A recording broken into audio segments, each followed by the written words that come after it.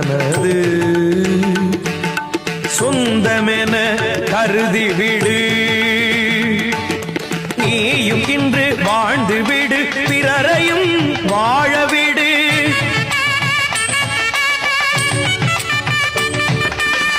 இந்த எண்ணம் உனக்கு இருந்தால் திருவருள் துணை இருக்கும். தினம் தினம் மனம் துதிக்கும், அவன் அருள் நலம் சேர்க்கும்.